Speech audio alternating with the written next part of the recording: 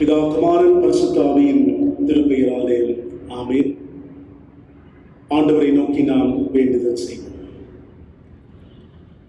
அன்பின் ஆண்டவரே, நேச பிதாவே, இந்த காலை நேரத்திற்காக நன்றியோடு ஸ்தோத்திரிக்கிறோம். தேவரே, இந்த நாளிலும் நாங்கள் ஆராதிக்க கர்த்தர் எங்களுக்கு கொடுத்திருக்கிற அந்த வாய்ப்புக்காக நாங்கள் உமக்கு நன்றி சொல்லுகின்றோம். இந்த ஆராதனை நேரம் பங்கு பெறுகின்ற ஒவ்வொருவருக்கும் ஆசீர்வாதத்தின் நேரமாய் கர்த்தர் தாமே வழி நடத்த வேண்டும் என்று மீட்பர் இயேசு கிறிஸ்துவின் நாமத்தில் ஜெபிக்கிறோம் எங்கள் தூய பிதாவே, ஆமென். பிரியமானவர்களே, இந்த ஆராதனை நேரத்திற்கு உங்களுடைய அன்போடு கூட வரவேற்பதில் மகிழ்ச்சி அடைகிறேன். தொடர்ந்து இந்த வழிபாடு நேரம் நம் ஒவ்வொருவருக்கும் ஆசீர்வாதமான நேரமாக இருக்க ஜெபத்தோடு கூட நாம் பங்கு பெறுவோம். நம்முடைய ஆராதனை காரணமாகவும் தேவனுடைய நாமம் மகிமைப்படும்படியாக நாம் அனைவரும் சேர்ந்து பாமாலைகளிலே 143ஆம் பாமாலை, வானமும் பூமியும் சமஸ்த அண்டமும் படைத்த என்ற பாடலை நாம் இணைந்து பாடுவோம். பாமாலையின் 143.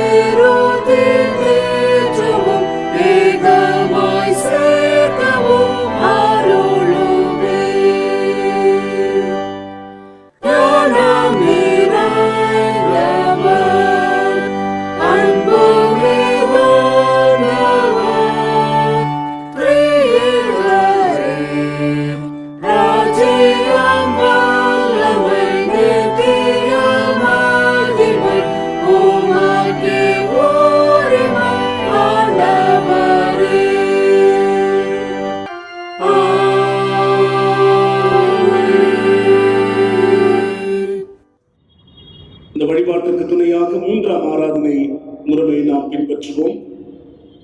ஒருவேளை உங்களுடைய கரங்களில் இறை வழிபாட்டு நூல் இருக்குமானால் 94ஆம் பக்கத்தை திருப்பி வைத்துக் கொள்ளுங்கள். நாம் கடவுளை தொழுவோம். கர்த்தரின் வாசல்களில் நன்றியறிதலோடும் அவர் பிரகாரங்களில் துதியோடும் பிரவேசியுங்கள். அவருக்கு நன்றி செலுத்தி அவர் நாமத்தை தோத்தரியுங்கள். கர்த்தர் நல்லவர், அவர் கிருபை என்றென்றும் அவர் முன்னை தலைமுறை தலைமுறைக்கு உள்ளது. நம்மை உண்டாக்கின கர்த்தருக்கு முன்பாக நாம் பணிந்து குனிந்து முழங்காற்படியிட கடவோம். வாருங்கள், அவர் நம்முடைய கடவுள், நாம் அவர் மேய்ச்சலின் ஜனமும் அவர் கைக்குள்ளான ஆடுகளுமாம். கர்த்தருடைய பர்வதத்தில் ஏறுபவன் யார்? அவருடைய பரிசுத்த ஸ்தலத்தில் நிற்பவன் யார்? சுத்தமுள்ள கைகளும் மாசற்ற இருதயம் உடையவனாய் வீணானதை பற்றிக் கொள்ளாமலும் கபடாய் ஆணையிடாமலும் இருக்கிறவனே. நமது கடவுளாகிய ஆண்டவருக்கோ மிகுந்த இரக்கமும் மன்னிப்பும் உரியது. நாம் அவருக்கு விரோதமாய் துரோகம் செய்தோம். நமது கடவுளாகிய கர்த்தரின் சொல்லுக்கு செவிகொடாமல் போனோம். தமது ஊழியக்காரராகிய தீர்க்கதரிசிகளை கொண்டு அவர் நமக்கு முன்பாக வைத்த அவருடைய பிரமாணங்களின்படி நாம் நடக்கவில்லை.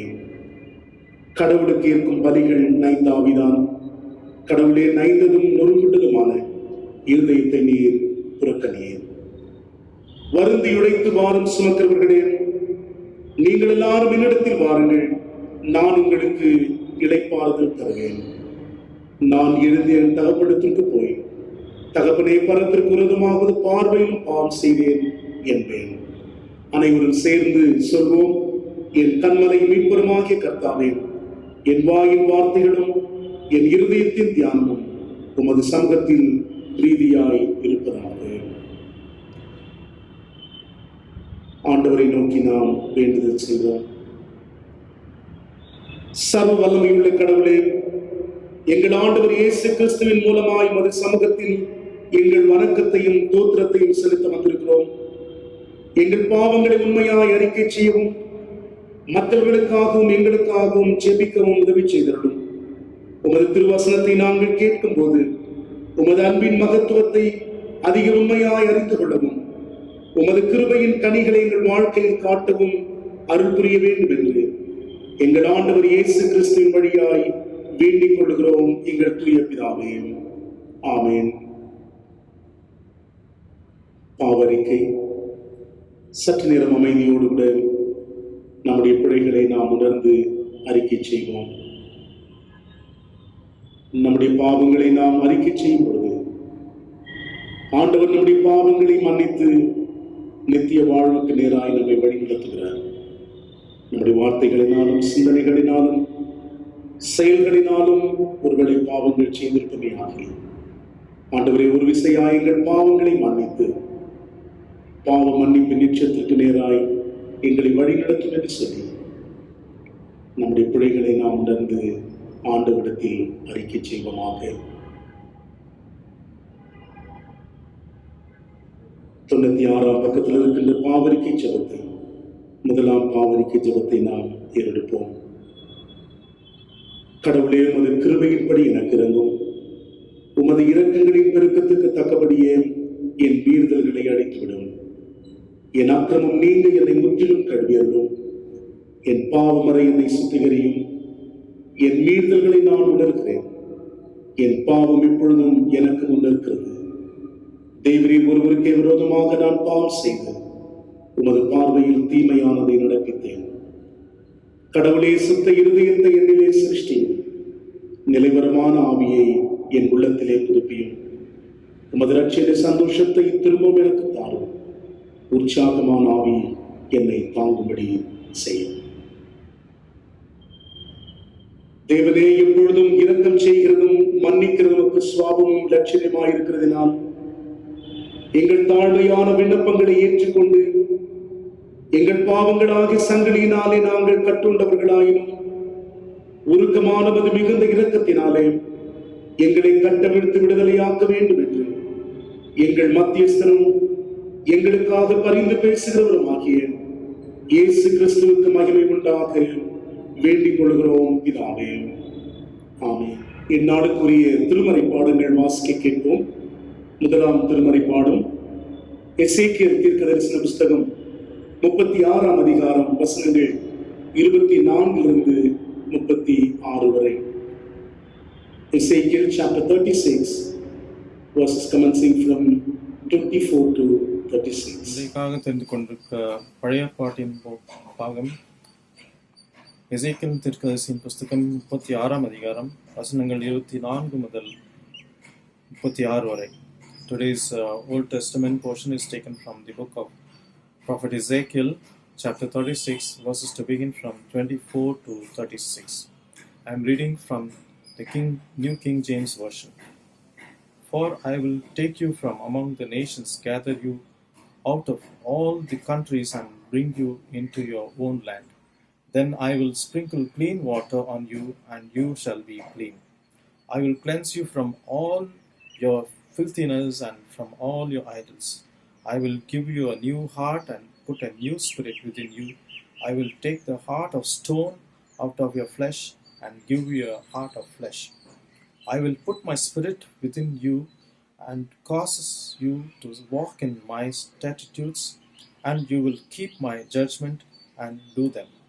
Then you shall dwell in the land that I gave you to your fathers. You shall be my people, and I will be your God. I will deliver you from all your uncleanness. I will call for the grain and multiply it, and bring no famine upon you. And I will multiply the fruit of your trees and the increase of your fields, so that you need never again bear the reproach of famine among the nations. Then you will remember your evil ways and your deeds that were not good, and you will loathe yourselves in your own sight for your iniquities and your abomination. Not for your sake do I do this, says the Lord God. Let it be known to you. Be ashamed and confounded for your own ways, O house of Israel. Thus says the Lord God, on the day that I cleanse you from all your iniquities, I will also enable you to dwell in the cities, and the ruins shall be rebuilt. The desolate land shall be tilled instead of lying desolate in the sight of all who passes by. So they will say, this land that was desolate has become like the Garden of Eden, and wasted desolate, and ruined cities are now fortified and inhabited. Then the nation which are left all around you shall know that I, the Lord, have rebuilt the ruined places and planted what was desolate. I, the Lord, have spoken it, and I will do it. Here ends the reading. Praise be to the name of the Lord and Savior, Jesus Christ.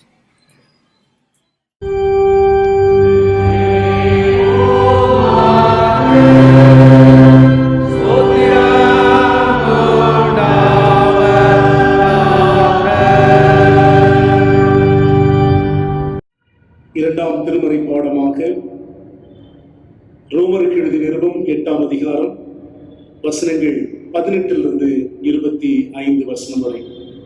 Romans chapter 8 verses commencing from 18 to 25. வாசிக்க வேண்டிய இரண்டாம் வேத பாடம் ரோமர் 8ஆம் அதிகாரம் வசனங்கள் 18 முதல் 25 முடிய. Romans chapter 8 verses 18 to 25. ஆதலால் இக்காலத்து பாடுகள் இனி நம்மிடத்தில் வெளிப்படும் மகிமைக்கு ஒப்பிடத்தக்கவைகள் அல்லவென்று எண்ணுகிறேன். மேலும் தேவனுடைய புத்திரர் வெளிப்படுவதற்கு சிருஷ்டியானது மிகுந்த ஆவலோடே காத்து கொண்டிருக்கிறது. அதேனென்றால் சிருஷ்டியானது அழிவுக்குரிய அடிமைத்தனத்தினின்று விடுதலையாக்கப்பட்டு தேவனுடைய பிள்ளைகளுக்குரிய மகிமையான சுயாதீனத்தை பெற்றுக்கொள்ளும் என்கிற நம்பிக்கையோடே அந்த சிருஷ்டியானது சுய இஷ்டத்தினாலே அல்ல, கீழ்ப்படுத்தினவராலேயே மாயைக்கு கீழ்ப்பட்டிருக்கிறது. ஆகையால் நமக்கு தெரிந்திருக்கிறபடி இதுவரைக்கும் சர்வ சிருஷ்டியும் ஏகமாய் தவித்து பிரசவ வேதனைப்படுகிறது. அதுவும் அல்லாமல் ஆவியின் முதற் பலன்களை பெற்ற நாமும் கூட நம்முடைய சரீர மீட்பாகிய புத்திர சுவிகாரம் வருகிறதற்கு காத்திருந்து நமக்குள்ளே தவிக்கிறோம். அந்த நம்பிக்கையினாலே நாம் ரட்சிக்கப்பட்டிருக்கிறோம். காணப்படுகிறதை நம்புகிறது நம்பிக்கை அல்ல. ஒருவன் தான் காண்கிறதை நம்ப வேண்டுவதென்ன? நாம் காணாததை நம்பினோமாகில் அது வருகிறதற்கு பொறுமையோட காத்திருப்போம். வாசிக்க வேண்டிய வேத பாடம் வாசித்தாயிற்று.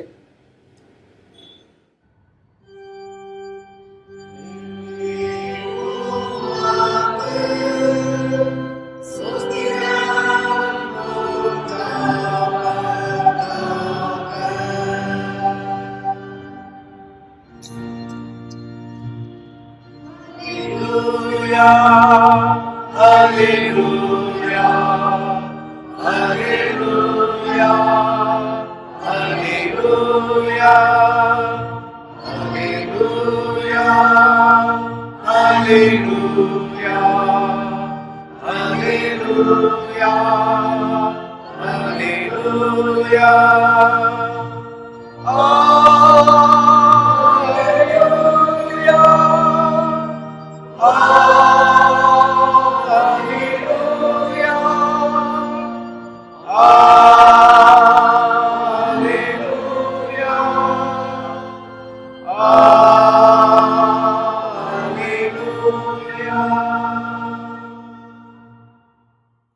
இந்நாளுக்குரிய நற்செய்தி பகுதியை வாசிக்க கேட்போம்.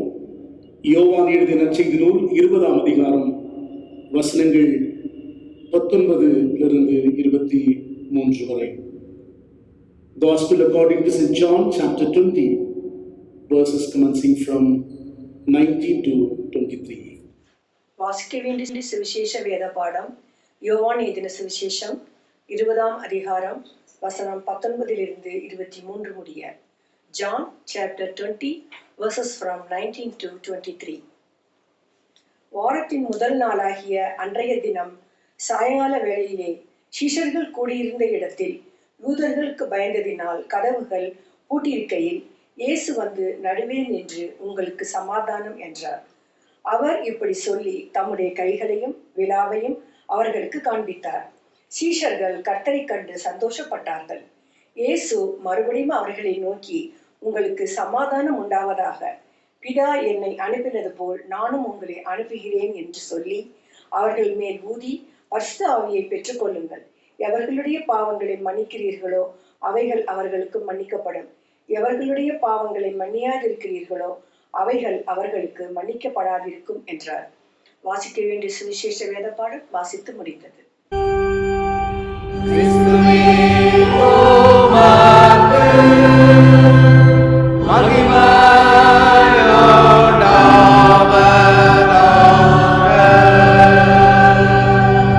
தேவனுடைய நாமம் மகிமைப்படும்படியாக நாம் அனைவரும் சேர்ந்து கீர்த்தனையிலே புத்தெழுச்சி பாடலிலே 379வது பாடல், என்னை மறவா இயேசுநாதா உந்தன் தயவால் என்னை நடத்தும் என்ற பாடலை பாடுவோம். கீர்த்தனை எண் 379.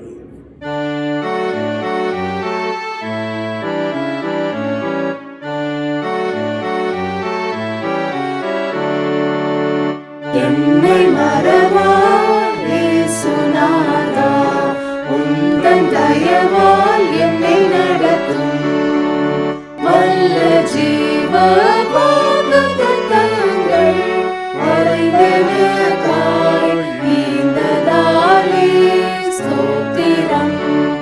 வல்ல ஜீவ வாக்குத்தத்தங்கள் வரைந்தெனக்காய் ஈந்ததாலே ஸ்தோத்திரம். ஆபத்திலே அரும் துணையே பாதைக்கு நல்ல தீபமே. என்னை மறவா இயேசுநாதா உந்தன் தயவால் என்னை நடத்தும். பயப்படாதே வலக்கரத்தாலே பாதுகாப்பேன் என்றதாலே ஸ்தோத்திரம். பயப்படாதே வலக்கரத்தாலே பாதுகாப்பேன் என்றதாலே ஸ்தோத்திரம்.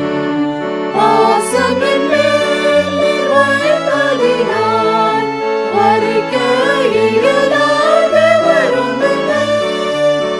என்னை மறவா இயேசுநாதா உந்தன் தயவால் என்னை நடத்தும். தாய் தன் சேயை மறந்து விட்டாலும் மறவே உன்னை என்றதாலே ஸ்தோத்திரம். தாய் தன் சேயை மறந்து விட்டாலும் மறவே உன்னை என்றதாலே ஸ்தோத்திரம். வரைந்திருந்தோம் உள்ளங்கையில் உன்னத எந்தன் புகலிடமே. என்னை மறவா இயேசுநாதா உந்தன் தயவால் என்னை நடத்தும். உன்னை தொடுவோன் என் கண்மணியை தொடுவதாக உரைத்ததாலே ஸ்தோத்திரம். உன்னை தொடுவோன் என் கண்மணியை தொடுவதாக உரைத்ததாலே ஸ்தோத்திரம்.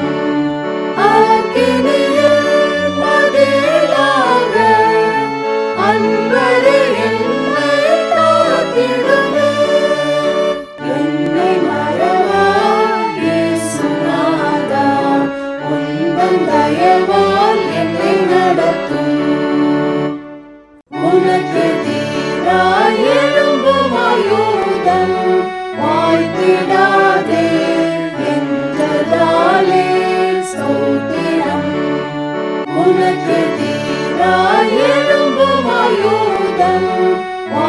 விடாதே என்றதாலே ஸ்தோத்திரம் பறந்திடுமே உம் நாமத்திலே பரமே எனக்காய் கொடியே என்னை மறவா இயேசுநாதா உந்தன் தயவால் என்னை நடத்தும் ஜீவனுள்ள தேவனே ஆவியே வாரும் ஜீவனுள்ள தேவனே ஆவியே வாரும்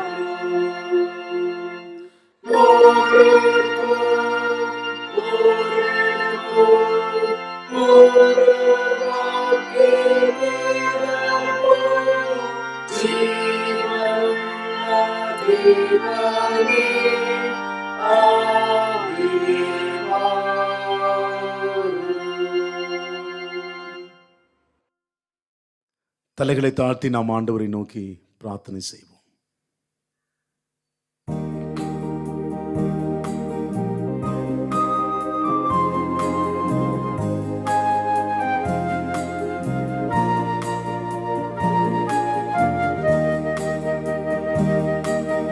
குயவனே குயவனே படைப்பின் காரணனே களிமண்ணான என்னையுமே கண்ணோக்கி பார்த்திடுமே. குயவனே குயவனே படைப்பின் காரணனே களிமண்ணான என்னையுமே கண்ணோக்கி பார்த்திடுமே.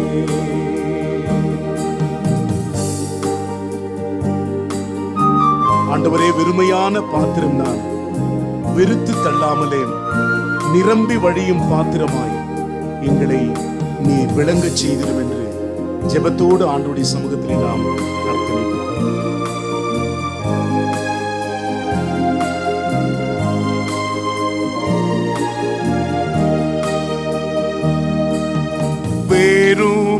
வெறுமையான பாத்திரம் நான், வெறுத்து தள்ளாமலே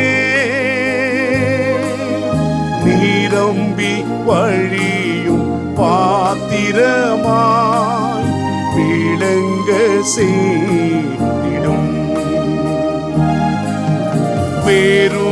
வெறுமையான பாத்திரம் நான், வெறுத்து தள்ளாமலே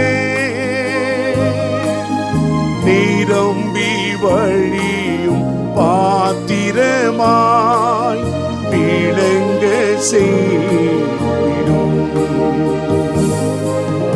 வேதத்தில் காணும் பாத்திரம் எல்லாம் இயேசுவை போற்றிடுதே. என்னையும் அவ்வித பாத்திரமாய் வனைந்து கொள்ளுமே. குயவனாகி எங்கள் ஆண்டவரே, நீர் எங்களை உருவாக்கினீர், இந்த உலகத்தை படைத்தீர். உலகத்தை அனைத்தையும் படைத்து எங்களுக்கு எல்லா நல்வழியையும் ஏற்படுத்தி தந்தவர் நீர். உம்முடைய வேத வாக்கியங்களை தியானிக்கும் பொழுது கர்த்தர் நீர் எங்களோடு பேசும்படியாய் உம்முடைய சமூகத்திலே ஜெபிக்கிறோம். நீர் பேசும் ஆண்டவரே, நாங்கள் கேட்கிறோம். மீட்பர் இயேசு கிறிஸ்துவின் நாமத்தில் ஜெபிக்கிறோம் எங்கள் தூய பிதாவே, ஆமென்.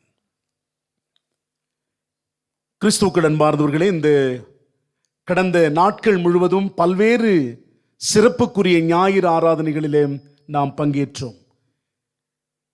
இந்த நாள் சுற்றுச்சூழல் ஞாயிறாக இந்த நாளை நாம் அனுசரிக்கிறோம். ஆண்டவருடைய படைப்பை நாம் எப்படி பார்த்து கொண்டிருக்கிறோம், அந்த படைப்பின் வழியாய் நாம் என்னென்ன காரியங்களை பெற்றிருக்கிறோம் என்பதை குறித்து இந்த நாளின் சிந்தனை திருமறை பகுதிகள் நமக்கு வழங்குகின்றன.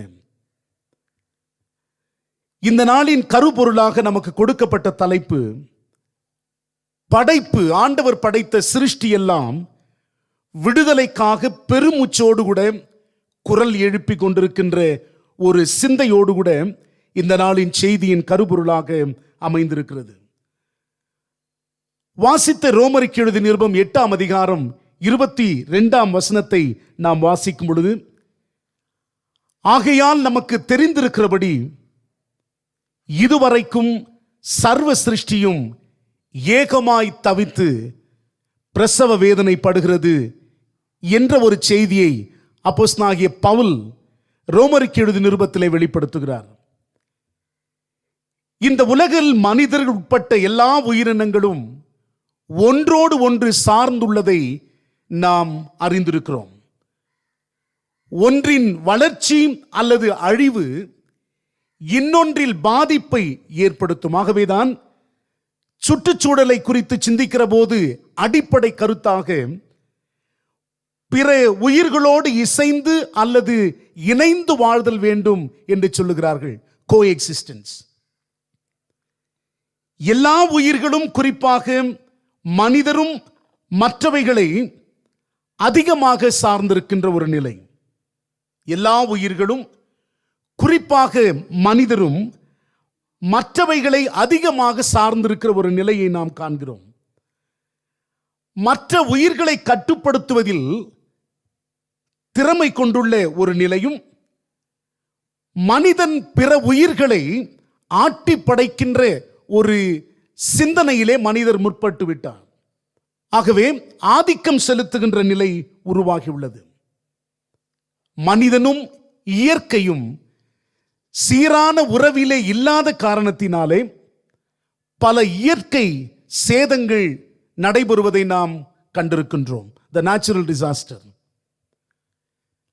அநேக சூழ்நிலைகளை தற்காலத்தில் நாம் பார்க்கின்ற போது மாறிவரும் வானிலை முறைகளை நாம் காண்கிறோம்.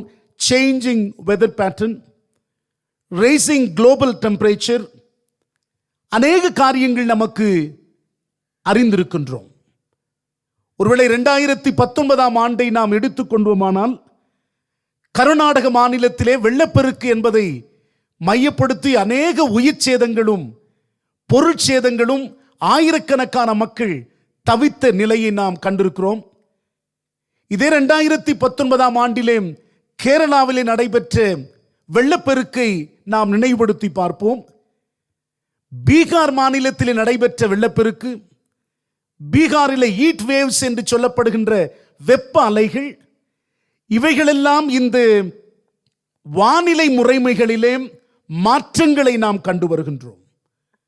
அது மட்டுமல்லாமல் அநேக இடங்களிலே வறட்சிகள், கடல் மட்ட நீர் உயருதல், மழையின்மை, மண்வள அழிவு, போதுமான விளைச்சலை நாம் பெற்றுக்கொள்ள முடியவில்லை, நிலத்தடி நீர் வறட்சி, வாட்டர் பொல்யூஷன் என்று அழைக்கின்றோம், நீர் மாசுபடுதல், இது போன்ற அநேக இயற்கை சேதங்கள், நேச்சுரல் டிசாஸ்டர், அநேக காரியங்களை நாம் இந்த காலகட்டங்களிலே நாம் கண்டு வருகின்றோம்.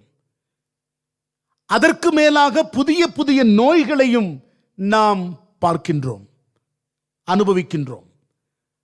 இதற்கு காரணம் என்ன என்பதை நாம் சிந்திக்கிற போது, மனிதனும் ஆண்டவரால் படைக்கப்பட்ட இந்த சுற்றுச்சூழல் அல்லது படைப்புகளோடு தனக்கிருந்த உறவை முறித்து கொண்டதினாலே ஏற்பட்ட விளைவுகள் என்று சொன்னால் அது மிகையாகாது.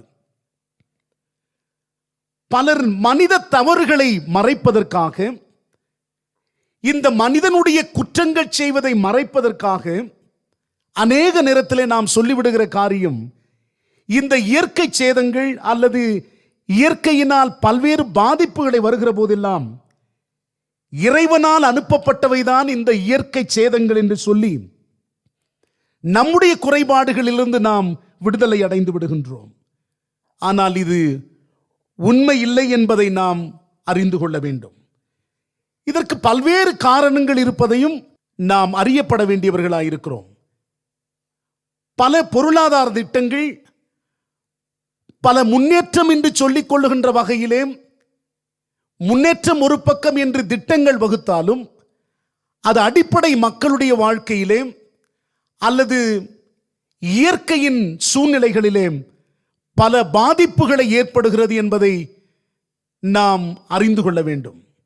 ஆக இந்த இயற்கை சேதங்கள் எல்லாம் நாம் திருமறையை மையப்படுத்தி கடவுளால் அனுப்பப்பட்டவை என்று சொல்வதை விட இந்த இயற்கைக்கும் நமக்கும் இருக்கின்ற உறவுகளிலே பல சீர்கேடான காரியங்கள் நடைபெறுகிறது என்பதை உணர்ந்து அந்த இயற்கையோடு நல்லுறவு வைத்துக் கொள்வதற்கு அநேக திருமறை ஆலோசனைகள் நமக்கு இருக்கிறது என்பதை நாம் அறிந்து கொள்ள வேண்டும். பிரியமானவர்களே, குறிப்பாக ஆண்டவர் எல்லாவற்றையும் படைத்தார். ஆதாமை படைத்தார். எல்லாம் இயற்கையின் அனைத்து காரியங்களையும் இந்த படைக்கப்பட்ட மனிதனுக்கு ஆண்டவர் கொடுத்தார். பொதுவாக ஆதாம் என்பதற்கும் மனிதனையும் பூமியையும் குறிப்பிடுவதற்கு பயன்படுத்தியிருக்கின்ற எபிரேய சொற்கள் மனிதனை குறிப்பிடுவதற்கு ஆதாம் என்றும் பூமியை குறிப்பிடுவதற்கு அதாமா என்றும் இந்த எபிரேய பதங்கள் இருக்கிறது. அப்படியானால் இந்த மனிதனுக்கும் பூமிக்கும் இருக்கின்ற ஒரு நெருங்கிய உறவை நாம் இந்த திருமறையிலே காண முடிகிறது. ஆக ஆதியாகமம் 2ஆம் அதிகாரம் 15ஆம் வசனத்திலே வேதம் இவ்விதமாய் சொல்லுகிறது, கடவுள் நிலத்தை பண்படுத்தவும் காக்கவும் மனிதரை வைத்தார். The Lord God took the man and put him in the garden of Eden to work it, to take care of it. இதை பண்படுத்தவும் பாதுகாக்கவும் மனிதனை வைத்தார். அதே ஆதியாகமம் 1ஆம் அதிகாரம் 28ஆம் வசனத்திலே வாசிக்கிற போது பூமியை நிரப்பி கீழ்ப்படுத்தி அதை ஆண்டு கொள்ளுங்கள் என்று சொல்லப்பட்டிருக்கிறது. Subdue it and rule over it. அநேக நேரத்திலே பூமியை நிரப்பி கீழ்ப்படுத்தி ஆண்டு கொள்ளுங்கள் என்ற திருமறை வசனத்தை நாம் தவறாக புரிந்து கொள்வதினாலே சுயநலத்தோடு கூட கடவுள் கொடுத்த எல்லா விதமான அருட்கொடைகளை நாம் வித்தியாசமாய் பயன்படுத்த ஆரம்பித்து விட்டோம். பிரியமான தேவனுடைய பிள்ளைகளே, வேதத்தில் அநேக எச்சரிப்புகள் ஆண்டவரால் நமக்கு கொடுக்கப்பட்டிருக்கிறது. ஆதியாகமம் 3ஆம் அதிகாரம் 17ஆம் வசனத்திலே நிலம் மனிதனுடைய கொடுமையால் சபிக்கப்பட்டதாக மாறுகிறது என்று வேதத்திலே நாம் வாசிக்கிறோம். ஒருவேளை வெள்ளப்பெருக்கை குறித்து சொல்லுகிற போது ஆதியாகமம் 6ஆம் அதிகாரம் 7ஆம் அதிகாரத்தை பார்க்கிற போது மனிதனுடைய கொடுமையின் விளைவுதான் இந்த வெள்ளப்பெருக்கு என்பதை நாம் வேதத்திலே வாசிக்கிறோம். அதே சமயத்திலே இந்த விளைச்சலை அதிகரிக்க வேண்டும் என்கின்ற சிந்தையிலே நிலத்திற்கு போதிய ஓய்வு கொடுப்பதற்கும் கூட தயக்கம் உள்ளவர்களாக வாழ்ந்து வருகின்ற இந்த சமுதாயம் மனிதகுலம் லேவியராகமம் 25ஆம் அதிகாரத்திலே 4ஆம் வசனத்திலிருந்து 6ஆம் வசனமும் 11ஆம் அதிகாரம் 12ஆம் வசனத்தை வாசிக்கும் பொழுது வேதம் தெளிவாய் சொல்லுகிறது, நிலத்திற்கு போதிய ஓய்வு கொடுத்தல் வேண்டும் என்ற ஒரு சிந்தனை வழங்கப்படுகிறது. அது மட்டுமல்லாமல் இந்த நிலத்திலே ஆண்டவரால் உருவாக்கப்பட்ட படைக்கப்பட்ட மரங்களை குறித்து வேதம் என்ன சொல்லுகிறது?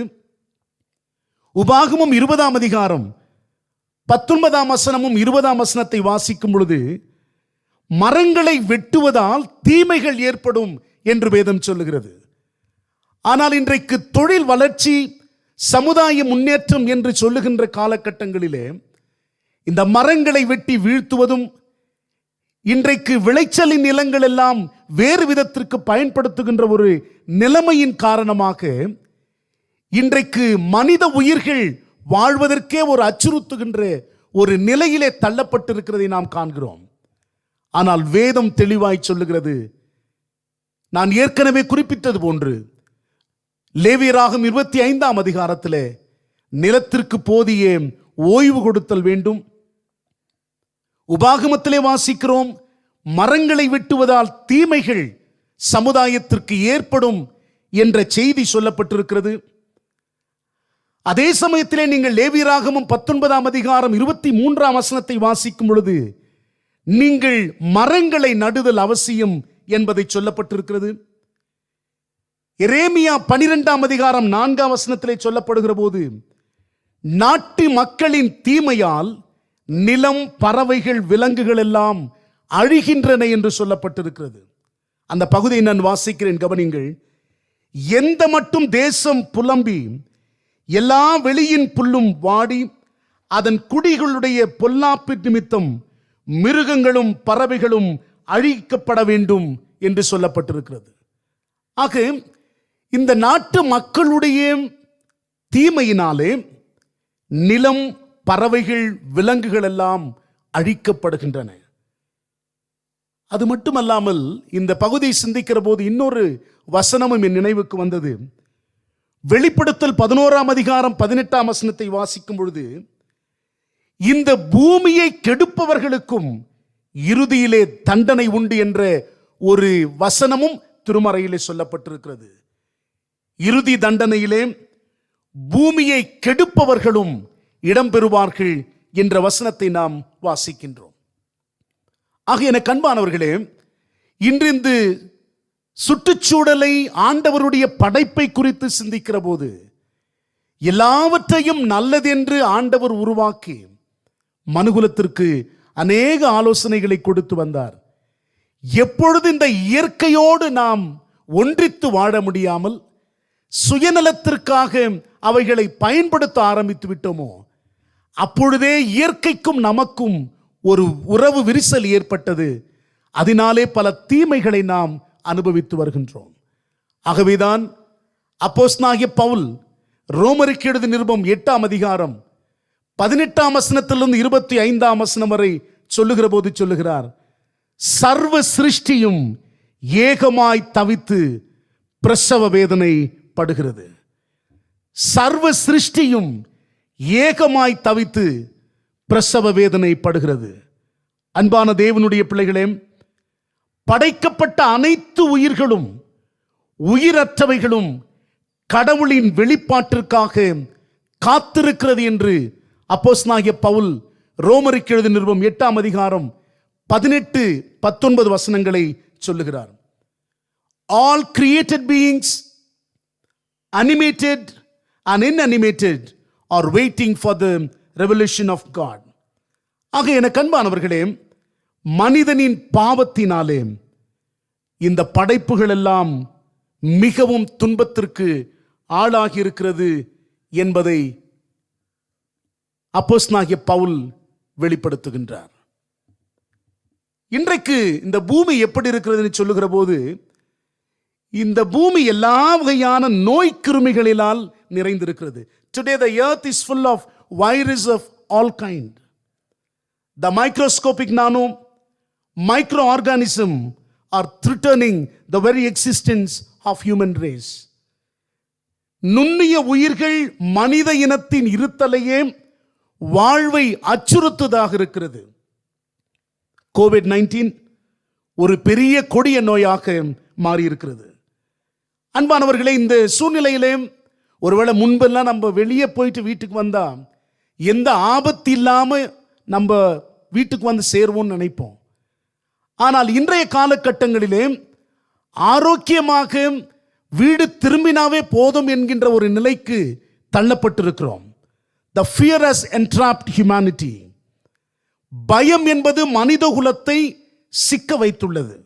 இன்னைக்கு இருக்கிற நிலைமை என்னன்னா, the fear of touching one another. ஒருவரை தொடுவதே பயமாக மாறிவிட்டது. fear of sitting in any place. எந்த இடத்திலும் அமர்வதற்கு பயந்திருக்கிறோம். The COVID-19 made all of us are untouchables.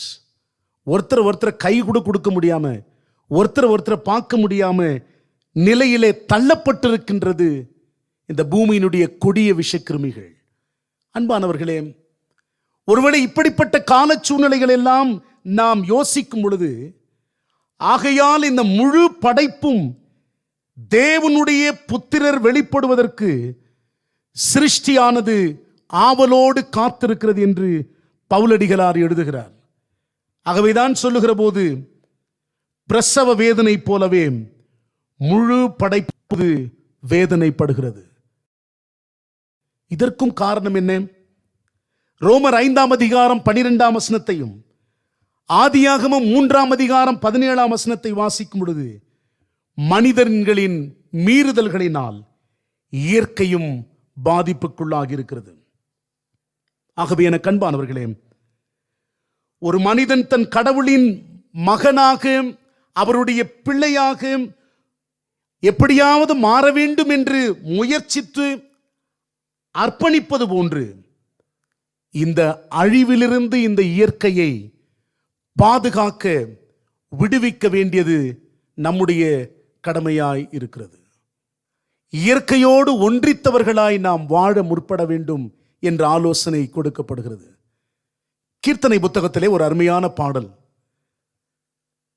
ஆண்டவர் கொடுத்த அருட்கொடைகளுக்காக நாம் நன்றி செலுத்துகின்றோம், நன்றியால் நெஞ்சம் நிறைந்திடுது. இந்த பாட்டு நமக்கு எல்லாருக்கும் தெரியும் நினைக்கிறேன். இந்த பாடலிலே இந்த வரிகள் இவ்விதமாக வருகிறது: வாழ்வினை தாங்கிடும் விலங்கினங்கள், வானிசை பாடிடும் புள்ளினங்கள், வாழ்வினவு நமக்கு உணவு இந்திடும் வயல் நிலங்கள், வாழ்வையே இந்திடும் உயிரினங்கள், இவையெல்லாம் விடுதலைக்காக ஏங்கி தவித்திருக்கிறது. ஒருவேளை நன்றியால் நெஞ்சம் நிறைந்திடுதே என்று நாம் சொல்லுகிற போது இந்த விலங்கினங்கள், பூமி, இவைகளெல்லாம் விடுவிக்கப்பட வேண்டுமோ? அப்போஸ்தலனாகிய பவுல் சொல்லுகிறது போல இவைகளெல்லாம் பிரசவ வேதனை அடைந்து எப்பொழுது விடுவு காலம் வரும் என்று ஏங்கி தவிக்கின்ற ஒரு நிலையிலே அப்போஸ்தலனாகிய பவுல் சொல்லுகிறார். நன்றியால் நெஞ்சம் நிறைந்திடுதே என்று சொல்லுகிற நாம் இதன் விடுதலைக்காகவும் பாடுபடுவதற்கு உழைக்க அழைக்கப்படுகிறோம். இந்த பாட்டையும் தெரிஞ்சவங்க நீங்களும் சேர்ந்து பாடுங்க.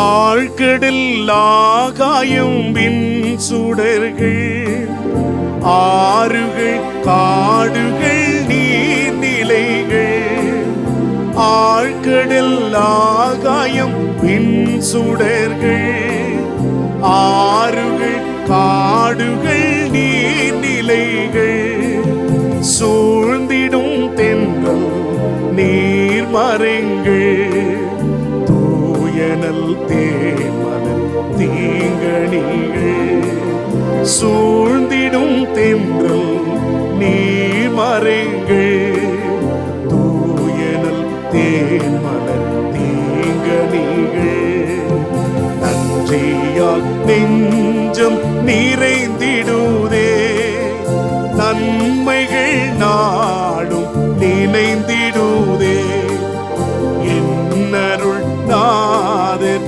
அருட்கொடைகள் எத்தனை ஆயிரம் என்றிடுதே, நன்றியால் நெஞ்சம் நிறைந்திடுதே.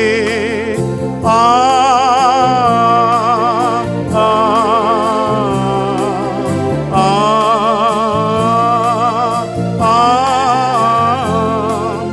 வாழ்வினை தாங்கிடும் விலங்கினங்கள், வானிசை பாடிடும் புள்ளினங்கள், வாழ்வினை தாங்கிடும் விலங்கினங்கள், வானிசை பாடிடும் புள்ளினங்கள், வாழ்வுணவீந்திடும் வயல் நிலங்கள், வாழ்வையே ஏந்திடும் உயிரினங்கள், வாழ்வுணவீந்திடும் வயல் நிலங்கள், வாழ்வையே ஏந்திடும் உயிரினங்கள், நன்றியால் நெஞ்சம் நிறைந்திடுதே.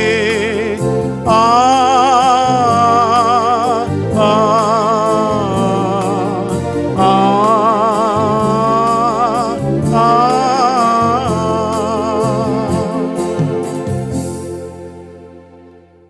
இந்த பூலோகத்திலே படைத்த எல்லாம் ஆண்டவருடைய அருட்கொடைகள். இவைகள் ஒன்றொன்றும் நமக்கு பிரயோஜனமாய் இருப்பவை. ஆக இவைகளை நாம் பேணி காத்து எதிர்கால சந்ததிக்கு இந்த ஆண்டவர் படைத்த உலகத்தை பசுமையாக படைப்பதும் இப்பொழுது வாழுகின்ற நம்முடைய பொறுப்பாகவும் இருக்கிறது. ஆக சர்வ சிருஷ்டியும் விடுதலை அடைய வேண்டும் என்பது, அந்த சர்வ சிருஷ்டியும் முழு மகிமைக்குள் வர வேண்டும் என்பதற்காக நாம் பாடுபடுதல் அவசியம் என்பதை அப்போஸ்தலனாகிய பவுலும் வெளிப்படுத்துகிறார். ஆக மனிதனுடைய கேடுகளினால் படைப்பும் துன்புற்று கொண்டிருக்கின்றது.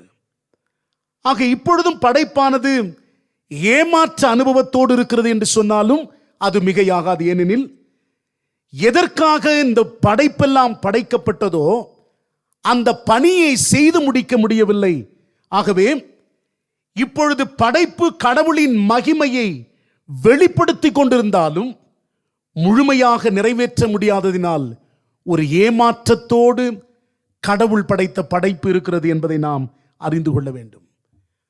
ஆனால் படைக்கப்பட்ட படைப்பு இப்படி விடுதலை இல்லாமல் துன்புறுத்துதலோடு இருக்க வேண்டும் என்பது ஆண்டவருடைய விருப்பம் அல்ல என்பதையும் திருமறை நமக்கு சொல்லுகிறது.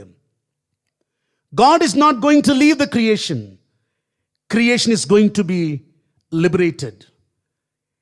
இந்த படைப்பை நிச்சயமாக ஆண்டவர் விடுவிக்கின்ற ஆண்டவராய் இருக்கின்றார். ஆகவேதான் நாம் இன்று நாளிலே வாசிக்க கேட்டேன் எசேக்கியேல் 36 அதிகாரம் 24 வசனத்திலிருந்து 26 வசனம் வரை வாசிக்கும் பொழுது விடுதலைக்காக கடவுள் படைப்பை புதுப்பிக்கின்றவர் என்ற ஒரு செய்தியை எசேக்கியேல் தீர்க்கன் சொல்லுகிறார். God renews the creation for redemption. 26 வசனத்தை நாம் வாசிக்கும் பொழுது இவ்விதமாய் வாசிக்கிறோம். ஆண்டவர் சுத்த நீரினால் உங்களை சுத்திகரித்து நவமான இருதயத்தை உங்களுக்கு கொடுத்து கல்லான இருதயத்தை எடுத்து போட்டு தசையான இருதயத்தை உங்களுக்கு கொடுக்கின்றான். அதே 35 வசனத்தை வாசிக்கிற போது பாழாய் கிடந்த இந்த தேசம் ஏதேன் தோட்டத்தை போல் ஆயிற்று என்றும் சொல்லும் கடவுள் 36 வசனத்திலே சொல்லுகிறார், பாழானதை பயிர் நிலமாக்குகிறேன் என்று வாக்குரைக்கின்றார். அன்பான தேவனுடைய பிள்ளைகளே, பாழாய் கிடக்கின்ற இந்த பயிர் நிலத்தை, பாழாய் கிடக்கின்ற இந்த நிலங்களை எல்லாம் நான் பயிர் நிலமாக்குவேன் என்று சொல்லுகிறார். ஆக இந்த படைக்கப்பட்ட அனைத்து படைப்புகளையும் ஆண்டவர் புதுப்பிக்கின்றவராய் இருக்கின்றார். ஆக இந்த கடவுளின் படைப்பை நாம் பாதுகாப்பது நம்முடைய கடமை. படைப்போடு நல்லுறவு வைத்துக் கொண்டு வாழ்வது நம்முடைய கடமை. படைப்பை நாம் வணங்குவது அல்ல, படைப்போடு நல்லுறவு வைத்து வாழ்வது அவசியம்.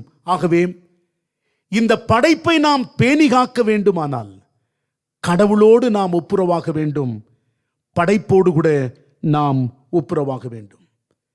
இன்று கிறிஸ்தவர்களாகிய நாம் சந்திக்கும் அறைகூவல் என்னவென்றால், இந்த காலகட்டங்களிலே கடவுளுடைய அரசை இந்த உலகத்திலே எதிர்பார்க்கப்பட வேண்டும் என்றால் கடவுள், மனிதன், இயற்கை அனைத்தும் இணைந்து வாழுகின்ற போதுதான் ஒரு நல்ல எதிர்காலம் உருவாக்கப்படும். கடவுளுடைய ராஜ்யம் இந்த உலகத்திலே கட்டப்படும். ஆகவே என கண்பானவர்களே, இந்த சுற்றுச்சூழல் ஞாயிறின் காலை ஆராதனையிலே ஆண்டவர் நமக்கு போதிக்கிற காரியம், உங்களுக்காக படைக்கப்பட்ட இந்த உலகத்தை, அந்த உலகத்தோடு நீங்கள் படைக்கப்பட்ட படைப்புகளோடு நல்லுறவோடு நீங்கள் வாழுங்கள், நீங்களும் அதை பயன்படுத்திக் கொள்ளுங்கள், எதிர்கால சந்ததிக்கும் அதை நீங்கள் வையுங்கள். ஆகவே முழு படைப்பும் விடுதலைக்காக ஏங்கி தவிக்கிறது. இன்றைக்கு நம்முடைய பொறுப்பு என்ன? ஆண்டவரால் படைக்கப்பட்ட இந்த உலகத்தை மீட்டெடுத்து ஆண்டவருக்கு மகிமையோடு முழு படைப்பும் மனுகுலமும் ஒருங்கிணைந்து வாழ்வதற்கு வழி செய்வதற்கு நம்மையும் அர்ப்பணிக்க ஆண்டவர் விரும்புகிறார். டி.என். சேஷன் அவருடைய வாழ்க்கையில் நடந்த சம்பவத்தை நான் சொல்லி முடிக்க விரும்புகிறேன். டி.என். சேஷன் அவர்கள் இந்தியாவினுடைய ஒரு எலெக்ஷன் கமிஷனராக அவர்கள் பணியாற்றினார்கள். ஒரு சிறப்பான பொறுப்பில் இருந்தவர்கள். அவரும் அவருடைய துணைவியாரும் உத்தரப்பிரதேச மாநிலத்திலே ஒரு மாங்காய் தோப்பு வழியாக பயணம் செய்து கொண்டிருந்த போது அங்கே அந்த மாங்காய் மரத்திலிருந்து 2 குருவி கூண்டுகள் அங்கே பார்த்தார்களாம். உடனே அந்த வாகனத்தை நிறுத்தி அந்த காவல் போலீசாரிடம் சொன்னார்களாம், நிறுத்துங்கள், அங்க ஒரு சின்ன பையன் மாடு மேய்ச்சிட்டு இருக்கிறான், அவனை கூட்டிட்டு வந்து எனக்கு அந்த 2 கூண்டை எடுத்து கொடுங்க, நம்ம வீட்டில் அழகா வைக்கலான்னு சொன்னாங்களாம். உடனே அந்த வாகனத்தை நிறுத்தி அந்த சிறு பையனை அழைத்து அந்த போலீஸ்காரன் சொன்னாராம், அந்த 2 கூண்டை குருவி கூண்டை எடுத்து கொடுத்துருங்கன்னு சொல்லி. அந்த மாடு மேய்க்கின்ற அந்த சிறு பையன் முடியாது என்று சொல்லிவிட்டானா. உடனே அந்த போலீஸ்காரர் சொன்னார், இவர் யார் தெரியுமா? இந்தியாவிலே மிக பிரசித்தி பெற்ற ஒரு பொறுப்பில் இருக்கிறவர். ஆகவே நீங்கள் அதை எடுத்து எப்படியாவது இந்த 2 குருவி கூண்டை எடுத்து கொடுத்துருன்னு சொன்னாராம். அந்த பையன் முடியவே முடியாதுன்னு சொல்லிட்டான். கடைசியாக டி.என். சேஷன் அவர்கள் 10 ரூபாயை கொடுத்து அவனிடத்தில் கொடுத்து இந்த 2 அந்த குருவி கூண்டை எடுத்து எனக்கு கொடுத்துருன்னு சொன்னாராம். அவன் முடியாதுன்னு சொன்னானா. மறுபடியும் அவர் சொன்னார், நான் 50 ரூபாய் கொடுக்கிறேன், அந்த குருவி கூண்டை எடுத்து கொடுத்து விடும். அவன் சொன்னான், நான் முடியாது. ஒரு பக்கம் கோபமாக இருந்தாலும் அவன் என்னதான் பதில் சொல்றான், ஏன், என்ன எவ்வளவு வேணும் உனக்குன்னு கேட்டாராம். அப்பொழுது அவன் சொன்னானாம்,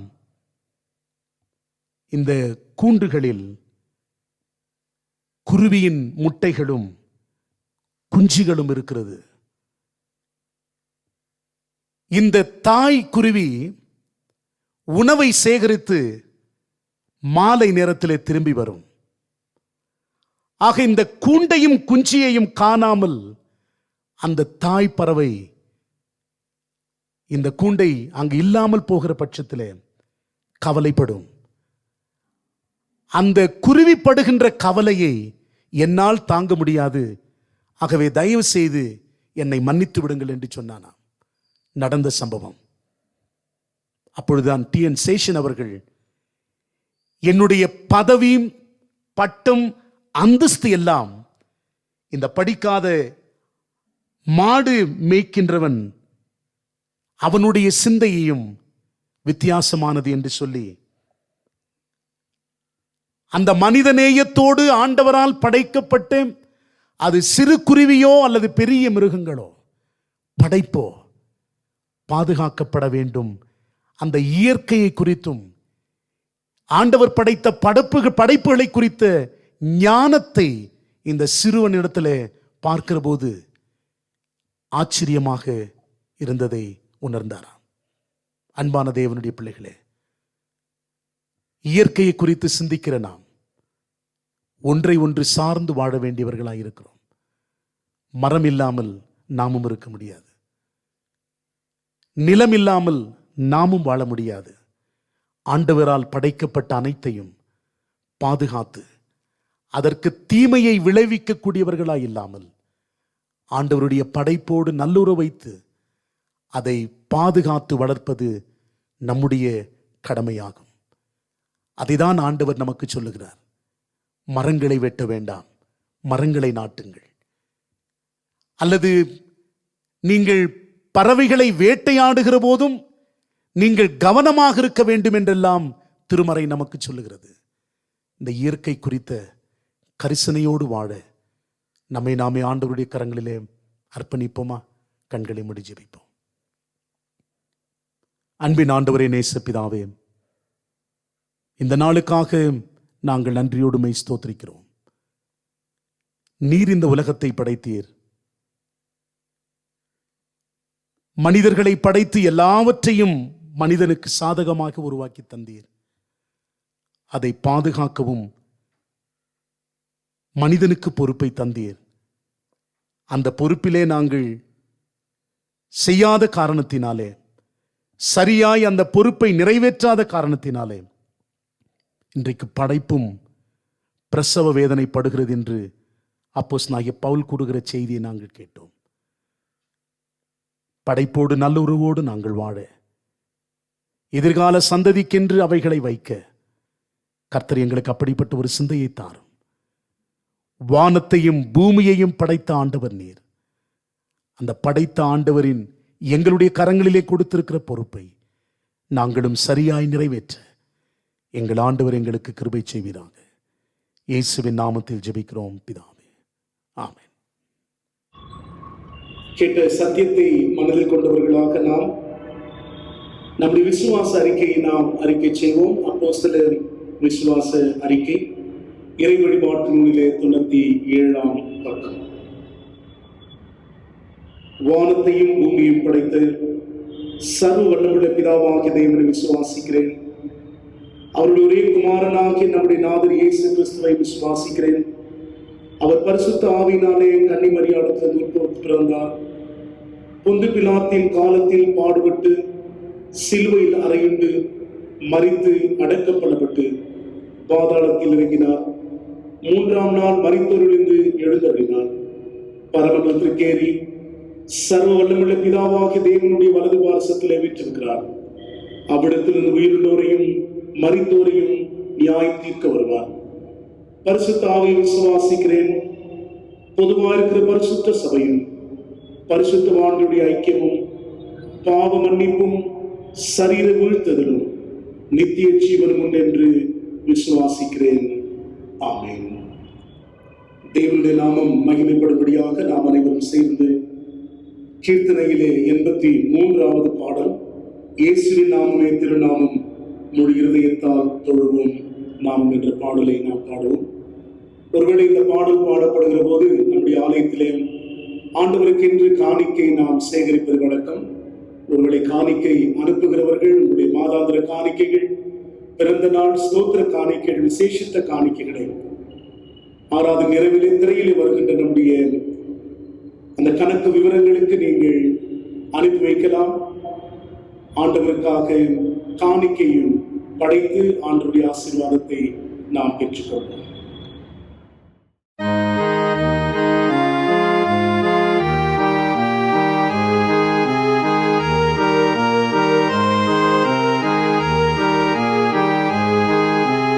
இயேசுவின் நாமமே திருநாமம், முழு இருதயத்தால் தொழுவோம் நாமம்.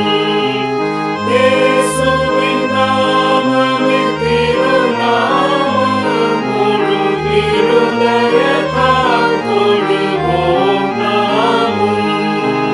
காசினி இல்லதனும் கிளையில்லையே, விசுவாசித்தவர்களுக்கு குறையில்லையே. காசினில்லதனும் கிளையில்லையே, விசுவாசித்தவர்களுக்கு குறையில்லையே.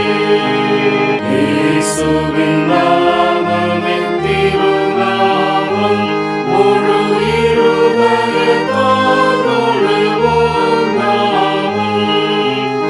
இத்தரையில் மெத்தவதி சயநாமம், அதை நித்தமும் தொழுபவர்க்கு ஜெயநாமம்.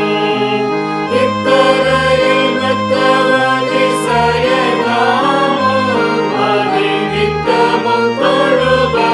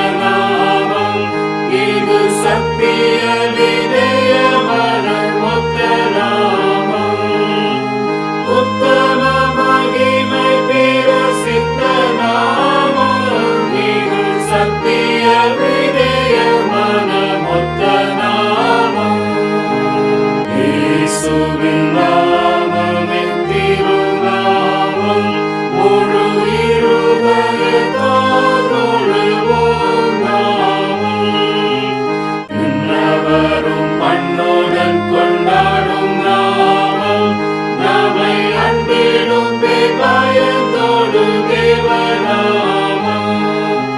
விண்ணவரும் பண்ணுடன் கொண்டாடும் நாமம் அன்பினும் பயந்தோடும் தேவநாமம். இயேசுவின் நாமமே திருநாமம். முழு இருதயத்தால் தொழுவோம் நாமம்.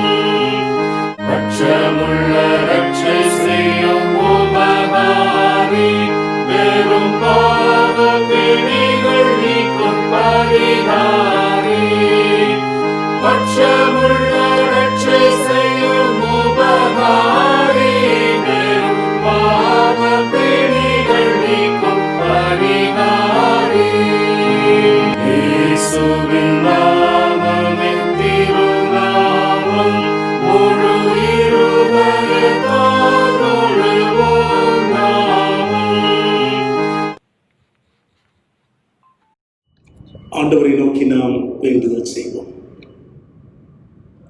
கிருபையா எங்களை நேசித்து வழிநடத்துகிற எங்கள் அன்பின் ஆண்டவரே, வானத்தையும் பூமியையும் படைத்த சர்வ வல்லமையுள்ள எங்கள் ராஜாதி ராஜனே, உம்முடைய சாயலாக ஆண்டவரே நீர் எங்களை படைத்து எங்களுக்கு வேண்டிய எல்லாவித உலகத்திற்குரிய அனைத்து காரியங்களையும் நீர் எங்களுக்கு உருவாக்கி சந்தோஷத்தோடு சமாதானத்தோடு நாங்கள் வாழ்வதற்கு நீர் படைத்த எல்லா படைப்புகளுக்காக நாங்கள் உமக்கு நன்றி சொல்லுகின்றோம். தேவரே, இந்த நாளிலும் சுற்றுச்சூழல் ஞாயிறாக நாங்கள் இந்த வழிபாட்டிலே பங்கேற்றுமக்கு நீர் படைத்த படைப்புகளுக்கு நன்றி செலுத்துகிற வேளையிலே இந்த படைப்பை நாங்கள் பாதுகாக்கின்றவர்களாக, இந்த படைப்பை நாங்கள் பண்படுத்துகின்றவர்களாக, இப்பொழுதும் விடுதலையின் ஏக்கத்தோடு இருக்கின்ற இந்த படைப்பை விடுவிக்கின்ற உம்முடைய பிரதிநிதிகளாக நாங்கள் செயல்பட எங்களை உம்முடைய பொற்பாதத்திலே நாங்கள் சமர்ப்பணம் செய்கின்றோம். தேவர், இந்த நாளிலும் திருச்சபையின் அனைத்து குடும்பங்களை உம்முடைய அன்பின் கரங்களில் ஒப்படைக்கிறோம் சுவாமி. ஒவ்வொருவரையும் கர்த்தர் நீர் பேர் பேராக ஆசீர்வதித்து, நாங்கள் வேதத்திலே வாசிக்கிறது போல சங்கீதம் 24 அவர் உமது மன விருப்பத்தின்படி உமக்கு தந்தருளி உமது ஆலோசனைகள் எல்லாம் நிறைவேற்றுவாராக என்ற வேத வாக்கியங்களுக்கு கர்த்தர் தாமே உடைய பிள்ளைகளுடைய மன விருப்பங்கள் வேண்டுதல்கள் எல்லாவற்றையும் நிறைவேற்றும்படியாய் மன்றாடுகின்றோம். இந்த வாரத்திலும் ஆண்டவரே, திருமண நாளை கண்டிருக்கிற பிள்ளைகளுக்காய் செபிக்கிறோம். உடைய பிள்ளைகளுடைய வாழ்விலும் உடைய பேரருள் பூரணமாய் நிலைத்திருக்கும்படியாய் செபிக்கிறோம். பிறந்த நாளை கண்டிருக்கிற பிள்ளைகளுக்காக வேண்டுதல் செய்கிறோம்.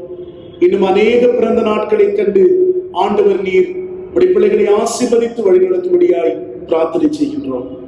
ஆண்டவரை நீ செய்த நன்மைகளை நினைத்து உமக்கு ஸ்தோத்திரம் செலுத்துகின்ற ஒவ்வொரு திருச்சபையின் குடும்பத்தின் மக்களையும் நாம் நினைவு கொள்கிறோம். ஒவ்வொருவரையும் கர்த்தர் நீர் ஆசீர்வதித்து உம்முடைய காருண்யம் எனும் கேடகத்தினால் சூழ்ந்து கொண்டு நன்மையான ஈவுகளால் உடைய பிள்ளைகளை நீர் வழிநடத்த வேண்டும் என்று நாங்கள் மன்றாடுகின்றோம். தேவரே, இந்த நாளிலும் திருச்சபையில் திறந்து நாங்கள் உம்மை ஆராதிக்க வேண்டிய சூழ்நிலை இருந்தாலும் சூழ்நிலை அதற்கு சாதகமாக இல்லாத காரணங்களை நாங்கள் எண்ணி உம்முடைய சமூகத்திலே ஜெபிக்கிறோம். ஏற்ற நாளிலே எல்லாவற்றையும் சாதகமாக்கி முழு மனதோடு கூட ஆலயத்திலே உம்மை ஆராதிக்கின்ற கிருபைகளை கர்த்தர் நீர் ஏற்படுத்தி தரும்படியாய் உம்முடைய சமூகத்திலே ஜெபிக்கிறோம். ஆண்டவரே, இந்த நாளிலும் இந்த கொள்ளை நோயினாலும் பல்வேறு கஷ்டங்களை அனுபவித்து வருகின்ற குடும்பங்களை நாங்கள் நினைவு கூறுகிறோம். இதற்கு பணி செய்து வருகின்ற மருத்துவர்களுக்காக நாங்கள் ஜெபிக்கிறோம். கர்த்தர்தாமே இதிலிருந்து பூரணமான விடுதலையை நாங்கள் பெற்று உள்ளான உணர்வோடு கூட நமக்கு துதியும் ஸ்தோத்திரங்களை நாங்கள் ஏறெடுக்க கர்த்தர் கிருபை செய்யும்படியாய் நாங்கள் மன்றாடுகின்றோம். இம்மட்டும் எங்களை பாதுகாத்து பராமரித்து வழிநடத்தின ஆண்டவர், இனி வரப்போகிற நாட்களிலும் நீர் எங்களுக்கு எபினேசராக இம்மானுவேலனாக இருந்து நீரை வழிநடத்த வேண்டும் என்று எங்கள் ஆண்டவர் மருந்து இரட்சகருமாகிய இயேசு கிறிஸ்துவின் நாமத்தில் ஜெபிக்கிறோம் எங்கள் தூய பிதாவே, ஆமென். நாம் அனைவரும் சேர்ந்து ஆண்டவர் கற்றுத் தந்த ஜெபத்தை இணைந்து ஏறெடுப்போம்.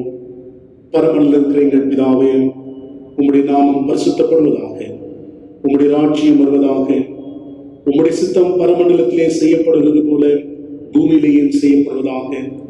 அன்றென்றுள்ள எங்கள் அப்பத்தை எங்களுக்கு தாரும்.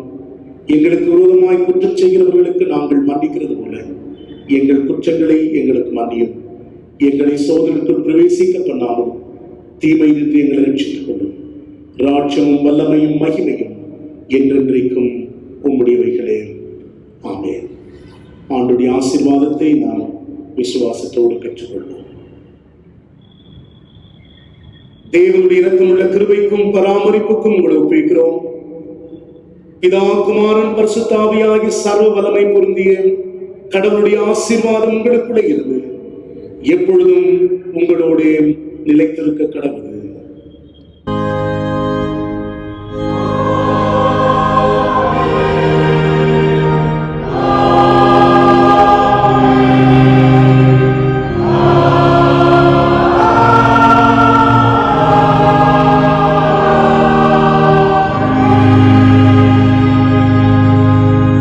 வழிபாட்டுக்கு நிறைவாக பாமாலைகளில் 295 பாமாலை அருள் மாறி எங்குமாக என்ற பாடலை நாம் இணைந்து பாடுவோம்.